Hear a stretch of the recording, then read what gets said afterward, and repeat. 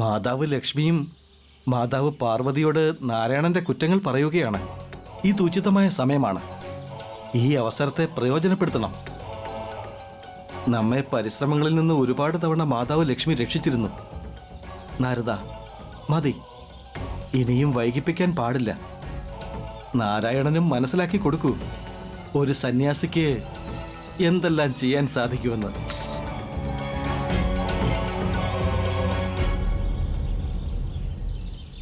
നാരദന്റെ പ്രണാമം. എന്താ ദേവർഷി നാരദ, മഹാദേവൻ അങ്ങയെ സന്ദേശകനായി അയച്ചിരിക്കുകയാണോ ഇവിടേക്ക്? ഇല്ല മാതാവേ, അദ്ദേഹം സന്ദേശമൊന്നും തന്നയച്ചിട്ടില്ല.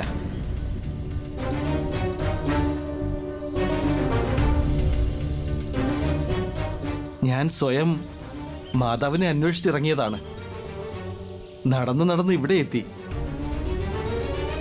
എനിക്ക് വല്ലാതെ വിശക്കുന്നുണ്ട് മാതാവേ.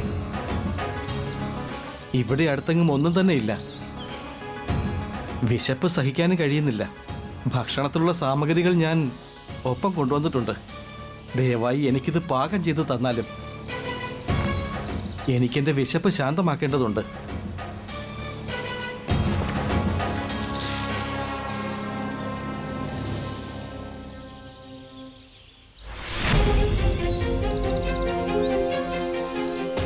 ലോഹം കൊണ്ടുള്ള കടലയോ?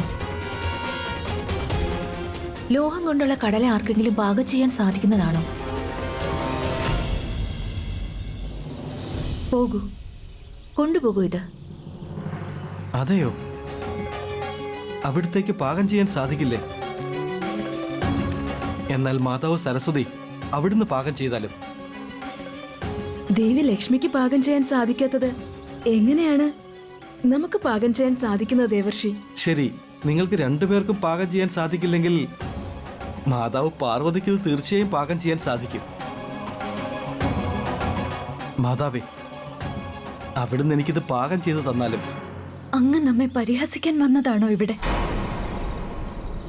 ഇവർ രണ്ടുപേർക്കും പാകം ചെയ്യാൻ സാധിക്കാത്തത് എനിക്കെങ്ങനെ പാകം ചെയ്യാനാകും? ദേവർഷി, അങ്ങയുടെ വിഡ്ഢിത്തമാണ് കാണിക്കുന്നത്. പ്രപഞ്ചം മുഴുവനും അങ്ങ് ഈ ലോഹത്തിന്റെ കടലയുമായി നടന്നാലും ആർക്കും തന്നെ ഇത് പാകം ചെയ്യാൻ സാധിക്കില്ല. അങ്ങനെയല്ല മാതാവേ, എനിക്ക് തോന്നുന്നത് മഹാസതി അനസൂയയ്ക്ക് ഈ അസംഭവ്യമായ കാര്യം സംഭവ്യമാക്കാൻ പറ്റുമെന്നാണ്. ഞാൻ കേട്ടിരിക്കുന്നു, ദേവി ത്രിമൂർത്തികളെ സന്താന രൂപത്തിൽ പ്രാപ്തമാക്കാനായി തപസ്സനുഷ്ഠിക്കുകയാണെന്ന്.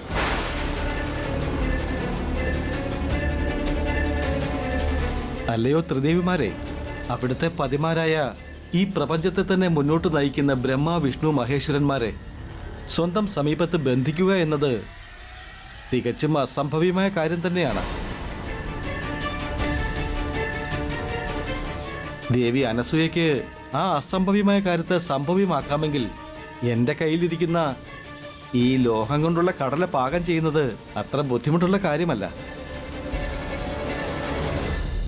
ദേവർഷി നാരദ, ത്രിമൂർത്തികളെ പുത്രന്മാരായി സ്വന്തമാക്കുന്നതിൽ അനസൂയ ഒരിക്കലും വിജയിക്കില്ല. പോകൂ, പോയി അനസൂയയോട് പറഞ്ഞാലും സ്വന്തം മഹാസതിയുടെ ശക്തി കൊണ്ട് ഈ ലോഹം കൊണ്ടുള്ള കടലയെ പാകം ചെയ്ത് കാണിക്കാൻ. ശരി, അവിടുത്തെ ഉത്തരവ് പോലെ തന്നെ ആകട്ടെ.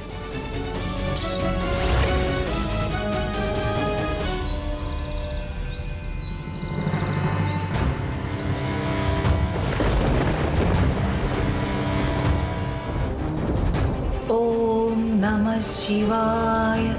ഓം നമഃ ശിവായ. ഓം നമഃ ശിവായ. ഓം നമഃ ശിവായ.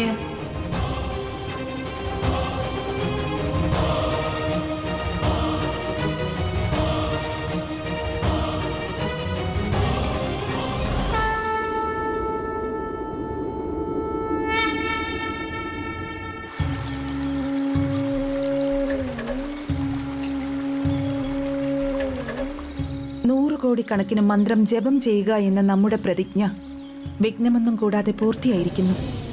ഇനി നിങ്ങൾ ത്രിമൂർത്തികൾ എൻ്റെ പുത്രന്റെ രൂപത്തിൽ വന്ന് എൻ്റെ പ്രതിജ്ഞ പൂർത്തിയാക്കേണ്ടതാണ്.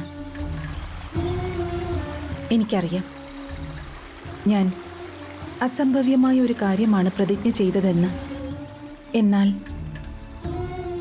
എപ്രകാരമാണോ അങ്ങ് എന്നെ ഇതേ സ്ഥലത്ത് വെച്ച് മാതാവെന്ന് വിളിച്ച് അഭിസംബോധന ചെയ്തത്? ഒരു മാതാവ് തന്റെ പുത്രനെ നന്ദിയുടെ ശരശയ്യല്ല, ആശീർവാദത്തിന്റെ കവചമാണ് നൽകേണ്ടത് മാതാവേ. ആ ദിവസമാണ് അങ്ങയെ പുത്രന്റെ രൂപത്തിൽ സ്വന്തമാക്കണമെന്ന മോഹം ഉടലെടുത്തത്.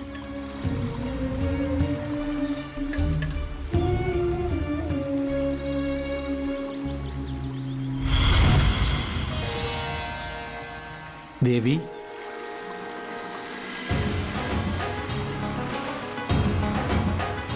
മഹാസതി അനസൂയയ്ക്ക് നാരദന്റെ പ്രണാമം. ഈ പ്രപഞ്ചത്തിൽ മുഴുവൻ ഭ്രമണം നടത്തുന്ന ദേവർഷി ഇന്ന് ഇവിടേക്ക് വന്നത് എന്താണ്? 2 കാര്യങ്ങളുണ്ട് ദേവി. ആദ്യത്തേത്, മഹാസതി അനസൂയയെ ദർശിക്കുക. കാരണം അവിടുത്തെ തപസ് ഇപ്പോൾ 3 ലോകങ്ങളിലും ചർച്ചയാണ്. രണ്ടാമത്തേത്, എൻ്റെ വിശപ്പും. ഒരു കാര്യം മനസ്സിലാക്കുക, വരേണ്ടിടത്തേക്ക് തന്നെയാണ് ഞാൻ വന്നത്. എനിക്ക് മനസ്സിലായില്ല. പ്രശ്നം ഇതാണ്, ഇന്ന് എൻ്റെ ഉള്ളിൽ കടല കഴിക്കാനുള്ള അതിയായ ആഗ്രഹമുണ്ടായി. അതിൽ പ്രശ്നം എന്താണ്? പ്രശ്നം എന്താണെന്ന് വെച്ചാൽ, ഇത് പാകം ചെയ്യേണ്ടതുണ്ട്, എങ്കിലല്ലേ ഭക്ഷിക്കാനാകൂ. ആശ്ചര്യം തന്നെ. ആരും അങ്ങേക്ക് ഇത് പാകം ചെയ്ത് തന്നില്ലേ? ഇങ്ങ് തന്നേക്കൂ, ഞാൻ പാകം ചെയ്ത് തരാം.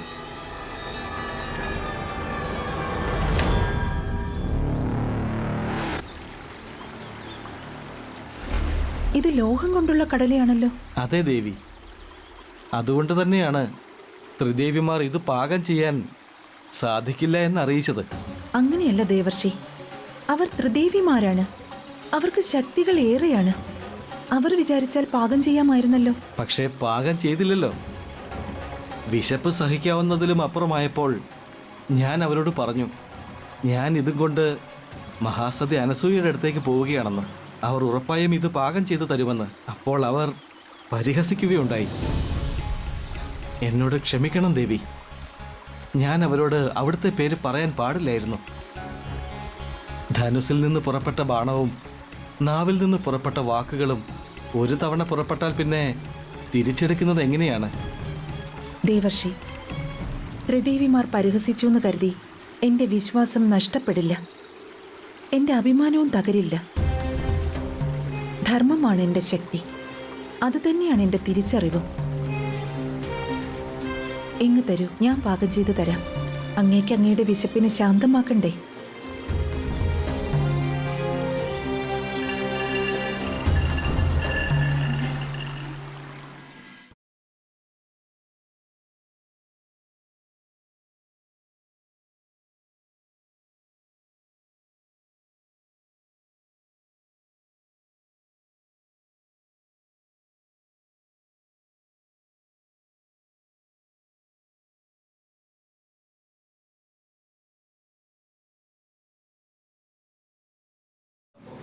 അത്ഭുതമായിരിക്കുന്നു, അവിടെ നിന്ന് സാധിച്ചു.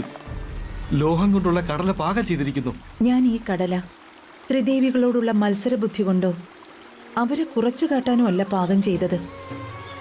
ഞാൻ പാകം ചെയ്തത് അങ്ങൊരു സ്ത്രീയുടെ അടുത്ത് വന്നതുകൊണ്ടാണ്. സ്ത്രീ എന്നാൽ അന്നപൂർണയുടെ രൂപമാണ്. അന്നപൂർണയുടെ ധർമ്മം വിശപ്പിനെ ശമിപ്പിക്കുകയും. അവിടുന്ന് ധന്യാണ് ദേവി. തന്നാലും ഞാൻ എൻ്റെ വിശപ്പ് ശാന്തമാക്കട്ടെ.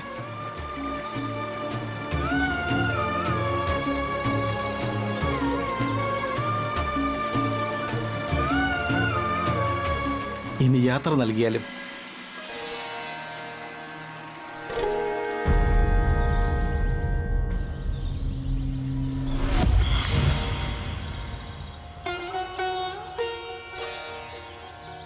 ത്രിദേവിമാർക്ക് പ്രണാമം.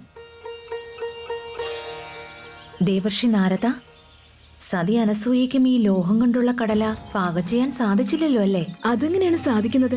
നമ്മൾ ത്രിദേവിമാർക്ക് കഴിയാത്തത് മഹാസതി അനസൂയയ്ക്ക് എങ്ങനെയാണ് സാധിക്കുന്നത്?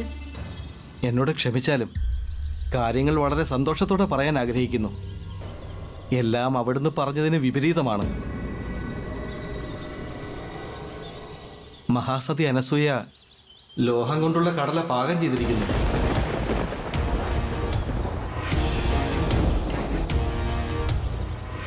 സത്യമാണ്. പ്രത്യക്ഷത്തിൽ തെളിവ് നൽകാം, സ്വയം ഉറപ്പുവരുത്തിയാലും.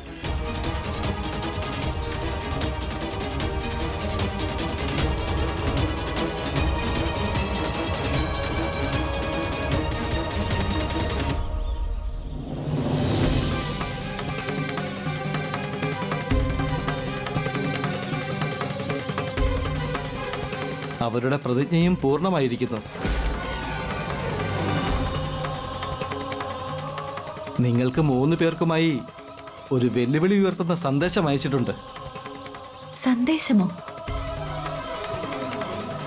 മഹാസതി അനസൂയ പറഞ്ഞത് എപ്രകാരമാണോ അവർ ലോഹം കൊണ്ടുള്ള കടല പാകം ചെയ്തത്, അപ്രകാരം തന്നെ അവർ ത്രിമൂർത്തികളെ പുത്രന്മാരുടെ രൂപത്തിൽ പ്രാപ്തമാക്കുമെന്ന്.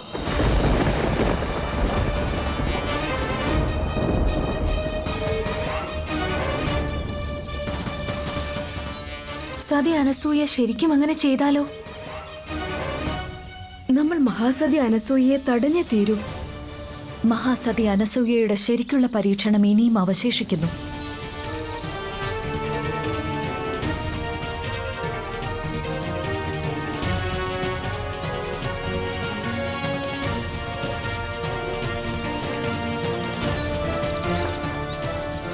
സന്ദേശം നൽകിയതിന് നന്ദി നാരദ. ഇപ്പോഴും ഇത്രയോ അഹങ്കാരമോ? അതൊന്നും സാരമില്ല മാതാവ് പാർവതി. അവിടുത്തെ ശേഷിക്കുന്ന അഹങ്കാരവും മഹാസതി അനസൂയ തന്നെ ഇല്ലാതാക്കും. എന്റെ ഉദ്ദേശം പൂർണ്ണമായി. ഇനി യാത്ര നൽകിയാലും. നിൽക്കൂ ദേവർഷി. മഹാദേവന്റെ പക്കൽ നമ്മുടെ ഒരു സന്ദേശവുമായി പോയാലും. എന്നിട്ട് അദ്ദേഹത്തോട് പറയണം, ഈ സന്ദേശം കേവലം അദ്ദേഹത്തിനു വേണ്ടിയല്ല, പകരം ത്രിമൂർത്തികൾക്കായി ഉള്ളതാണെന്ന്. എന്ത് സന്ദേശമാണ് പാർവതി? ചിന്താകുലരാകണ്ട. നമ്മുടെ സന്ദേശം മഹാസതി അനസൂയയുടെ തപസ്സിൽ നിന്നുണ്ടായ വിഷമത്തെ അകറ്റുന്നതാണ്.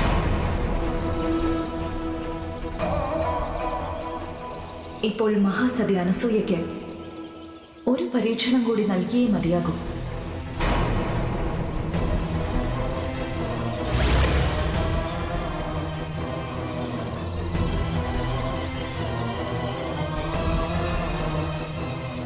അങ്ങയുടെ പ്രഭുവിനോട് പറയണം, ഈ സന്ദേശത്തിലുള്ള നിബന്ധനകൾ മഹാദേവൻ പാലിക്കുകയാണെങ്കിൽ ഞാൻ കൈലാസത്തിലേക്ക് വരുന്നതാണെന്ന്.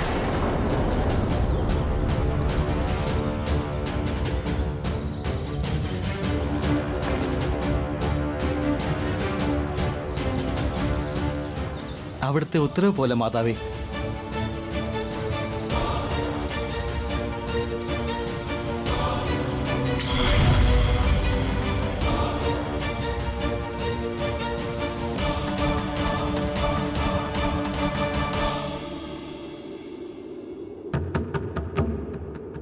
അല്ലയോ ജന്മദാതാവേ, അല്ലയോ സൃഷ്ടിയുടെ സംരക്ഷക, അല്ലയോ സംഹാരമൂർത്തി, നിങ്ങൾ ത്രിമൂർത്തികൾക്ക് ഈ നാരദന്റെ പ്രണാമം.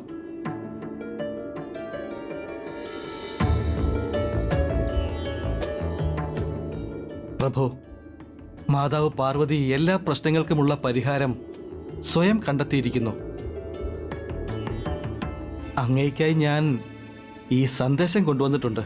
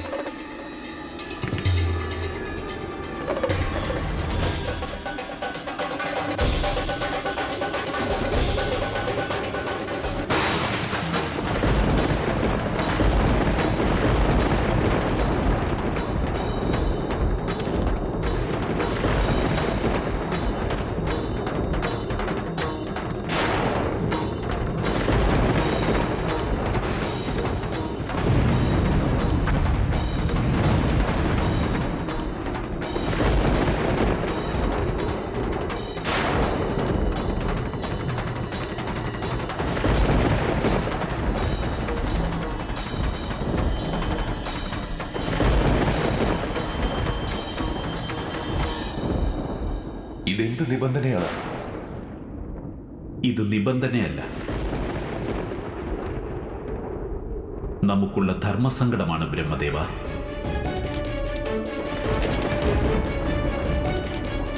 ഇത് ത്രിദേവിമാർ കാരണമുണ്ടായതാണ്. ഈ നിബന്ധന സ്വീകരിക്കുക എന്നാൽ നമ്മുടെ അസ്തിത്വത്തെയും കടമയെയും രണ്ടിനെയും ചോദ്യം ചെയ്യുന്നതിന് സമമാണ്. ഈ നിബന്ധനയെ നമ്മൾ സ്വീകരിക്കുകയാണെങ്കിൽ ഒരു വലിയ അനർത്ഥത്തെ ക്ഷണിച്ചു വരുത്തുന്നത് പോലെയാണ്. മഹാദേവ, ഇപ്പോൾ അങ്ങ് തന്നെ ഈ ദുർഘട പരിസ്ഥിതിക്ക് ഒരു മാർഗം കാണിച്ചു തരണം. എപ്പോൾ അമൃതനായി മഥനം നടക്കുന്നുവോ അതിൽ നിന്നുള്ള കാളകൂടം നാം തന്നെയല്ലേ സ്വീകരിക്കേണ്ടത്? ഇപ്രാവശ്യം അതിനുള്ള അറിയിപ്പ് നമ്മുടെ പ്രിയപ്പെട്ടവൾ തന്നെ എത്തിച്ചിരിക്കുന്നു. നമ്മുടെ വാമഭാഗം തന്നെ എത്തിച്ചിരിക്കുന്നു. അവളുടെ അഭിമാനം സംരക്ഷിച്ചല്ലേ മതിയാകൂ.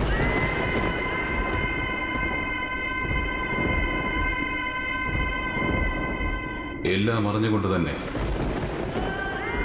ഇനി ഒന്നും സാധാരണമായിരിക്കില്ല എന്നറിഞ്ഞുകൊണ്ട് തന്നെ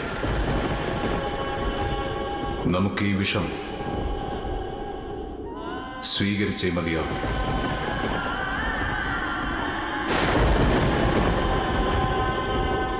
മഹാദേവൻ കൈലാസത്തിലേക്ക് വരാനായി ആവശ്യപ്പെട്ടെന്നോ? അതെ മാതാവേ, പ്രഭു അറിയിച്ചത് അവിടുന്ന് വേഗം കൈലാസത്തിലേക്ക് തിരികെ എത്തണമെന്നാണ്.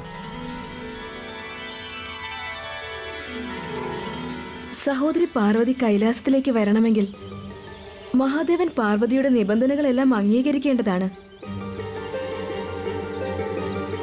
മാതാവേ, പ്രഭുവിന് അവിടുത്തെ നിബന്ധന സ്വീകാര്യമാണ്.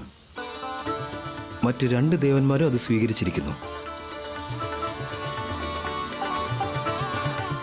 ഇനി വന്നുകൂടെ മാതാവേ?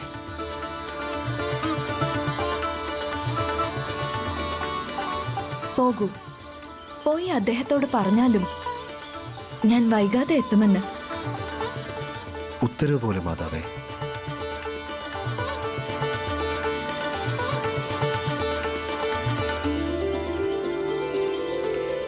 പാർവതി, ഇനി മഹാസതി അനസൂയയുടെ അഹങ്കാരം ഉടനെ അവസാനിക്കുന്നതാണ്. ഇനി അനസൂയ ശരിയായ പരീക്ഷണം നേരിടേണ്ടി വരുന്നതാണ്.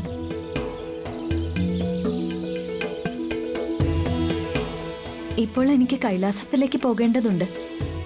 തീർച്ചയായും.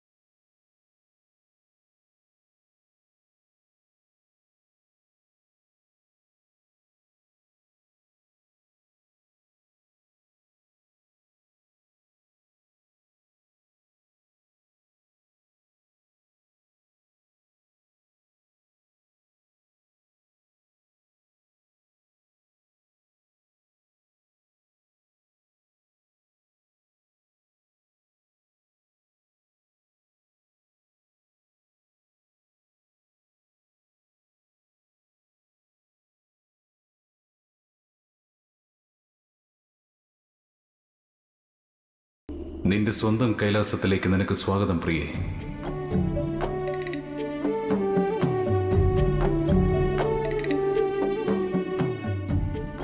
ഞാൻ കോപിച്ചാണ് പോയത്. എന്നാൽ അങ്ങേ കൂടാതെ ജീവിക്കാനായില്ല.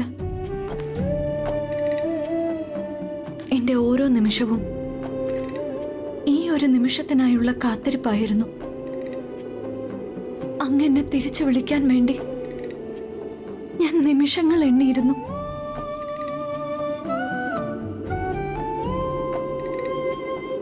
അങ്ങനെ അവസാനം അങ്ങനെ വിളിക്കുകയും ചെയ്തു. നീ വരികയും ചെയ്തു.